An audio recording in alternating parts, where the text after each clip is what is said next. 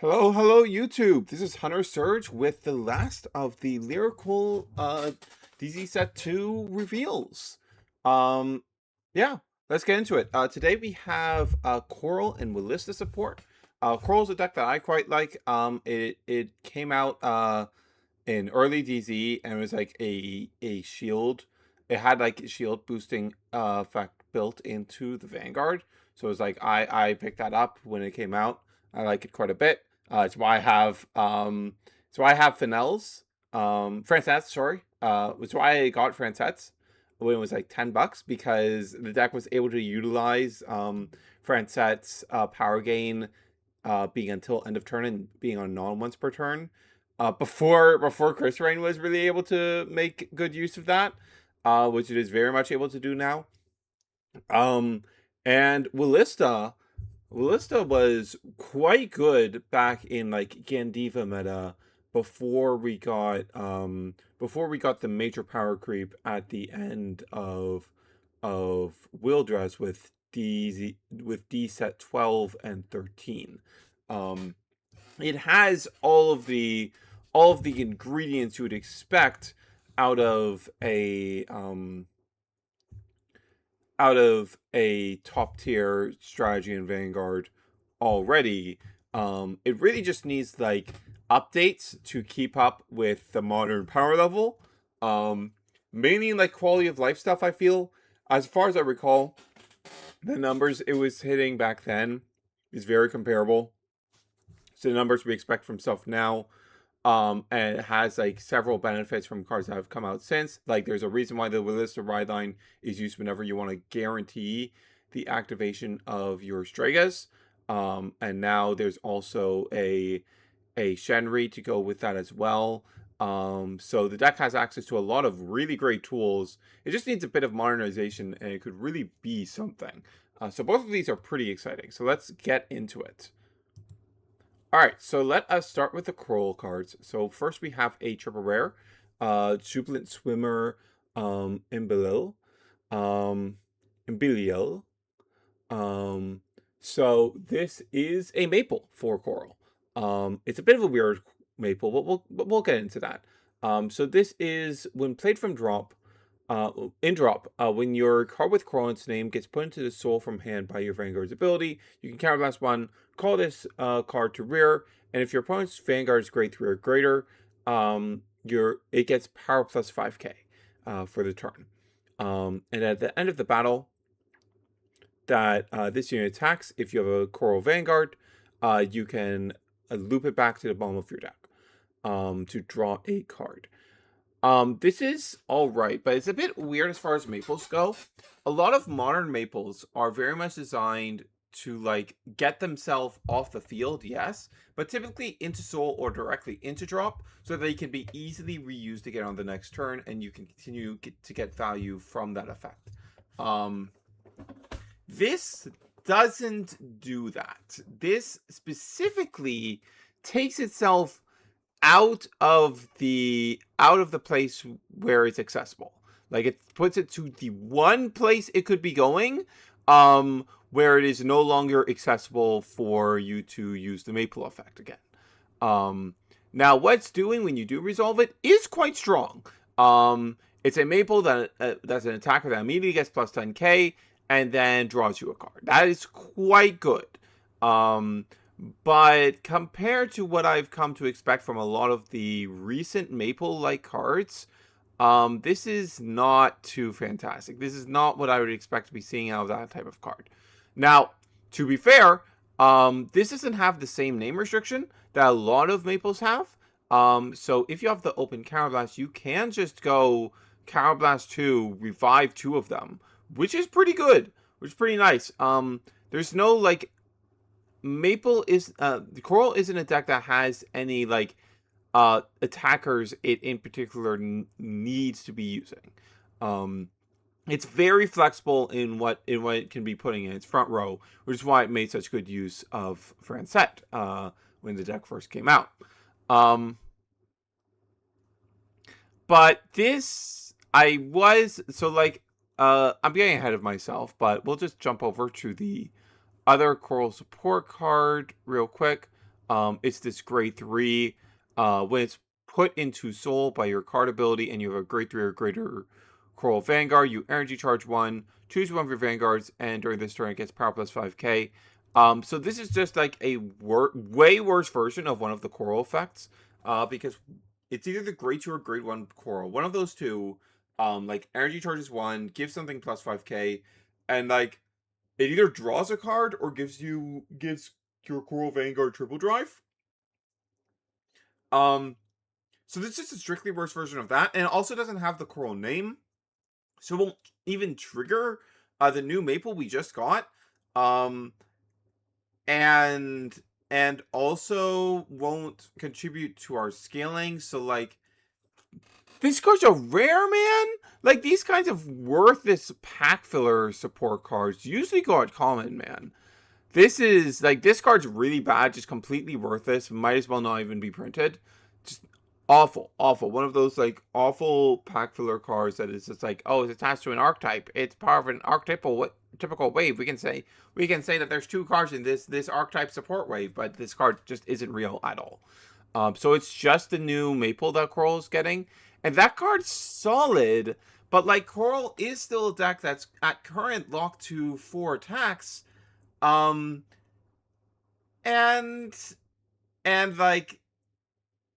could use quality of life, like general card advantage improvement, in quite a lot of places.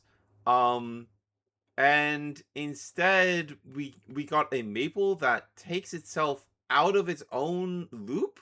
And you don't have that much spare Counterblast in Coral. You do have to spare Counterblast every turn. Actually, no, that's not true. I forgot we had a Countercharger. We still really need to use that Countercharge effect before. That I just completely forgot we had a Countercharger. But the deck does have a Countercharger. We can just completely spam the Maple. Yeah, we can just spam that thing to Kingdom Come. And we do have like the new like encounter specific support card. So that's pretty nice. Yeah. So I don't know. I'm a bit bummed about this Coral support after having to wait the whole support season for the one Miracle deck I actually play to get its support wave. I was hoping for a bit more here. The triple rare we got is like this card up here is a pretty solid card. Like, I'm pretty happy to have this card. It's very nice. But it's not quite addressing the things I would have necessarily wanted to be addressed about Coral. Definitely a good card. Definitely a good card for sure. But like, I did kind of want a bit more than this. Oh yeah, we also have the encounter. The encounter also the encounter support card also countercharges. Things to think about regarding that, because like, that means Strega's Counterblast 1 plus 10k draw card is probably worth, like, Strega's probably worth considering for that mode alone, maybe? I don't know. Things to think about. All right. Let us move on to the Wilista cards. So first we have a double rare. This is Jump for Joy El Timu. When this attacks, if you have a grade 3 or greater Vanguard with Wilista in its card name, and you have played True Hearted Ruby during this turn, you choose one of your other rears, and during this turn, that unit and this unit get power plus 5k.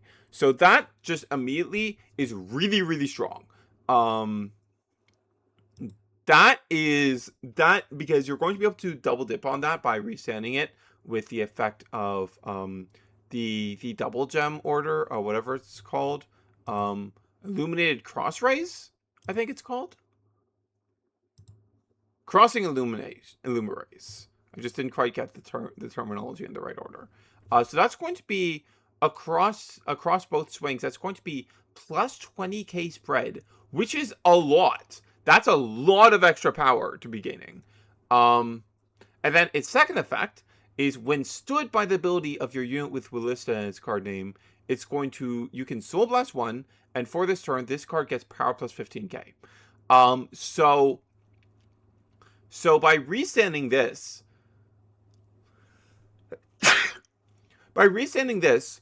this gets plus 35 power to your board overall. The second swing of this card is going to be 35k. Regardless of boost, it's going to swing for 15k solo on the first swing, and you can boost that for 23. You do want a bit more power there, ideally, so that's hitting 28. That's the breakpoint we really want to be hitting. But the card can enable that on its own because it can always just target its booster. You'll be able to make use of that power gain a bit less than you would otherwise. But that is still a way to, within this card itself, turn its first swing into a 28k fairly easily. And then its second swing is massive, and there's no opponent's grade 3, opponent's Vanguard is grade 3 or greater restrictions on this. That second swing, actually no, I think, I don't think it'll get the second swing on. Yeah, your opponent's Vanguard has to be grade 3 or greater. So, like, inherently, that second effect does have an opponent's grade 3 or greater restriction. Yeah. So you will just be getting the plus 10k when your opponent's on grade 2. That's still pretty good. That's still good power gain. But plus 35 over the course of a turn is super good. That's a lot of power gain. That's a ton of power gain. That's crazy. That's a really, really good card. That's a really good card. That's so strong. Wow. Incredible. Then the other double rare is a grade 1.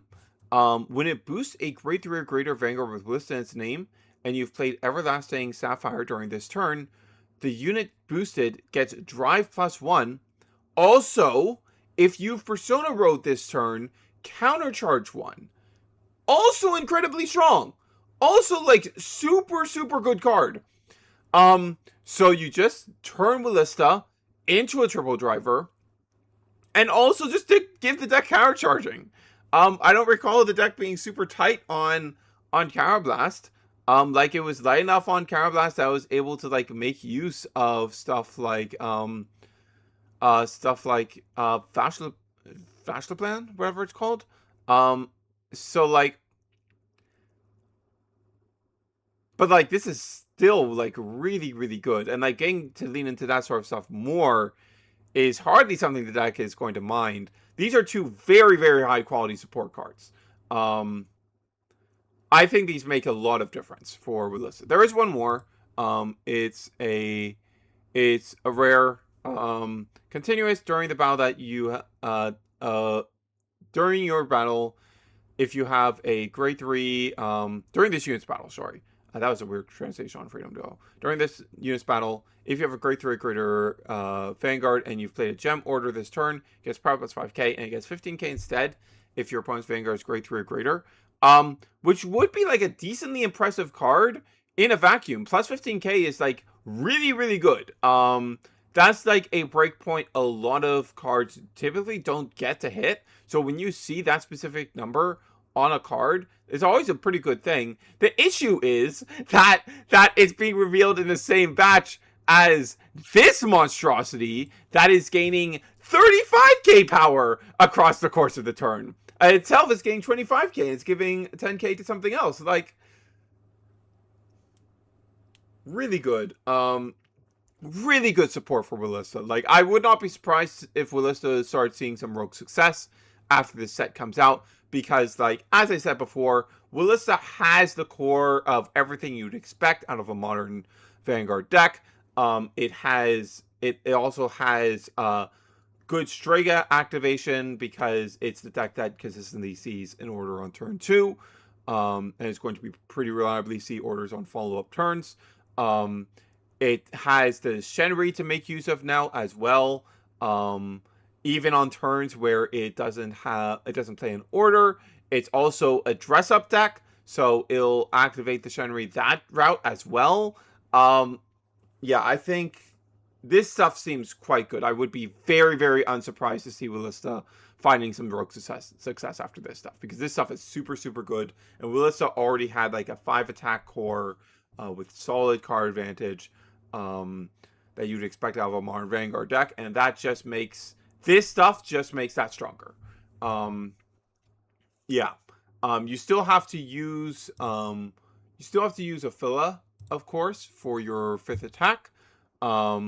Which isn't like completely ideal. Like, it would be nice to see like a bit of a modernization of that card at some point in the future, particularly the part where it has to spin back a back row. You'll have to be spinning. It has to spin back the back row center rear guard, which means you'll have to be spinning back this grade 1 that gives you drive +1, which isn't super ideal. But that's like. This is really good support. Actually, no, I'm thinking about it again. I don't think you can. Yeah, I don't think you can really go for other Counterblast sources here. Yeah, because Crossing Illumerays is Counterblast 1, and so is Aphila. I'm thinking back. I'm like, I think you use Faster Plan specifically so that you can just really go in on kill turns, like. I think that was what the situation was with that, but yeah, these are really good support cards for Wilista. These are crazy good. Yeah, I would not be surprised at all for this deck to be seeing some rogue success after this stuff comes out. Other than that, I want to briefly touch on what decks are getting support revealed next Tuesday, because it gave us some very relevant information about the contents of this upcoming set. So one of them is Luhan. Don't really care about that guy, but that does mean that there's some Youthquake stuff in here, but you'd expect that. It's a non-anime set. But the more relevant one is Chronojet is getting support next week. So that confirms that Stride decks are going to be getting some direct support in this set. I don't know if we should be expecting the 3rd strides for Luard and Shiranui. I think it's pretty likely they end up getting their 3rd strides, which is pretty scary in Shiranui's case, because Shiranui like still continues to pop up and succeed. But we'll see. We'll see how it goes. But yeah, Chronojet next week. Chronojet is another 4-attack deck that could really use a 5th attack. But we'll see how that goes. With that said, this is Hunter Surge, signing off.